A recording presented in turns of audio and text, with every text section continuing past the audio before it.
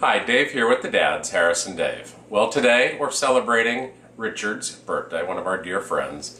But it's a snowy kind of day out there, so we thought we'd do something that's actually more of a comfort food item.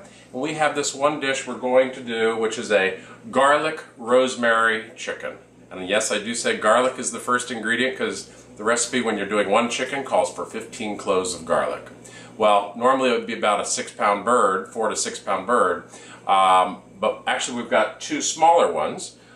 We actually selected the kosher chicken because they are actually brined, which will actually give the chicken itself more juice and flavor itself. So let's begin making our pesto. We're using the food processor.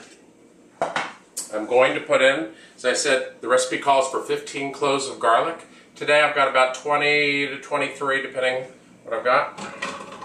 Plenty of garlic. We're going to actually make a pesto out of it. I got together a teaspoon of kosher salt and a teaspoon of black pepper. And again, I've increased that by almost another half because of the extra bird. And I'm going to use a quarter cup of olive oil, extra virgin olive oil. But again, I've increased it by another third. Pouring that in. I'm going to actually reserve some because I don't want to pour it all in at one time. And I've got some fresh rosemary.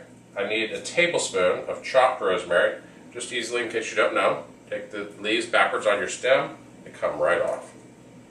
Except for when you're up here at the tip. That doesn't always, oh, there we go, get those off too. Alright, let's get a couple of these, I think that'll get us good to go.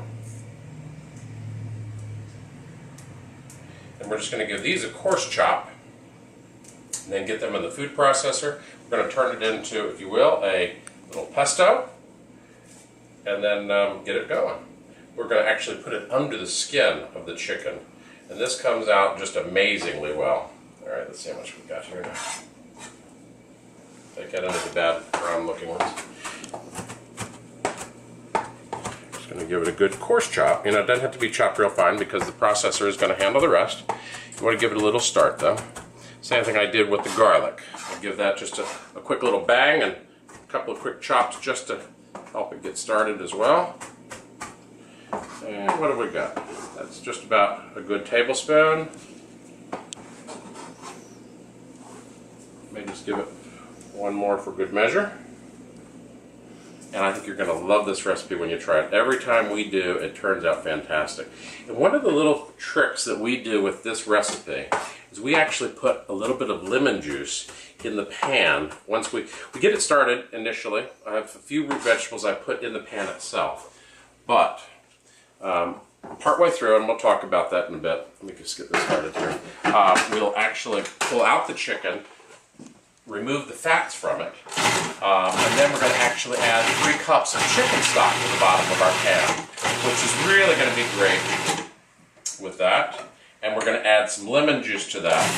When that comes together, oh my gosh, you're going to use those drippings to make your gravy. It'll be to die for. Just want this to process down. See how it's coming together? I've got a nice paste coming up now. All right, I think we're all set.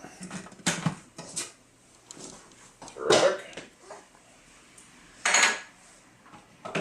Lay it out of here so we don't hurt ourselves. These things are very sharp. All right. Our birds. As I said, what we're going to do is we're going to work this underneath of the skin of the bird itself. So I'm just going to start my finger going up in here, getting it ready. Do the same thing on my other one. Just takes a little bit of finesse. You don't want to tear it off the center there and have it all come off on you. Come on. There we go. Come on. Sometimes that membrane can be a little bit tough there in the beginning. That's all broken down now, and this is just going to, see this right here? We're going to just put that right underneath of the skin. And wow, I'm telling you what, with all of the garlic that's in it, the pepper, the kosher salt, The aromatics are amazing. I mean, it already smells amazing to me and it hasn't even begun to cook yet. It's going to get some under both. When this gets going in the kitchen though, it's going to be amazing. All right, let me finish getting these all coated up and then we'll be right back. I have finished putting the rub all over the chicken, the pesto. I've tied up their ends. And I've got the chicken, if you'll notice, on a rack, which is really important. You don't want the chicken roasting in its own juice as it drips. And I just have some basic root vegetables, some celery, some fennel, and some carrots I'm putting in the bottom of the pan. As the juices of the chicken drop down, the aromatics from these root vegetables are going to release into the chicken and are just going to even make it that much better. And it'll be great when it finishes roasting as well that way. All right, I'm going to put this in the oven at 375 degrees for 45 minutes. Then we're going to pull it out. After the 45 minutes, we're going to just lift the whole rack out of the oven, or out of the roasting pan itself. We are going to pull off, skim off any of the excess fats. We're going to heat it up on the stove top, scraping up any brown bits. We're going to add our chicken stock and lemon and put the chicken back in and roast for another 40 minutes about. So stay with us and we will be right back. Chicken has been in the oven for 45 minutes now. We're ready to take it out. The timer has just gone off. Ooh, it smells amazing. But bear in mind, this is not fully cooked yet.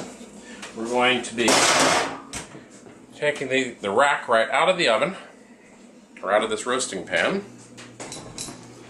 And I'm going to just set that to the side here. I can do this as carefully as possible. Not your traditional rack. Somehow mine got misplaced, so I'm improvising, which we oftentimes just have to learn to do. These vegetables are looking great in here. What I'm going to do is I'm going to transfer these now in with my root vegetables that are already ready to go into the oven, and these will finish with those. You can see I've got some parsnips, some beets, and some other items here. Let's see.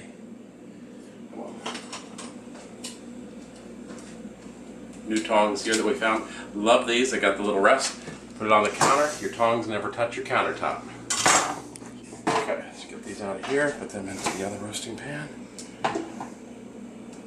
Because what I'm doing here is I'm going to prepare this so I can put my broth into the bottom. I'm going to take all the brown bits that are there, incorporate it into that, and I'm going to return my chicken back to it. Remember, we're also going to add a little bit of lemon juice, which gives this just a little bit of extra pizzazz.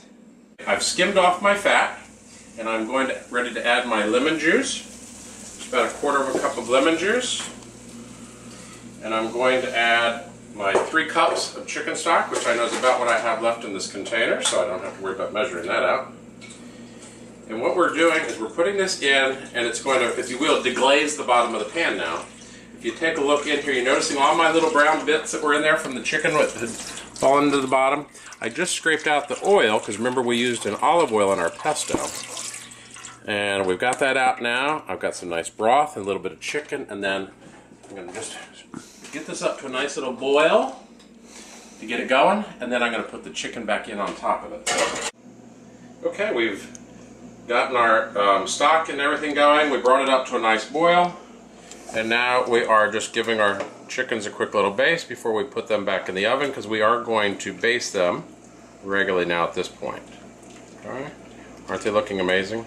And by the way, what we did also while we were off film, sorry, you can see right in here we took the lemons as we squeezed our lemons for our lemon juice, and we put them into the cavity, which will just make a nice little citrus flavor to that as well as it cooks. And these are going to turn out delicious. You need about 45 minutes in this oven, and we will be ready.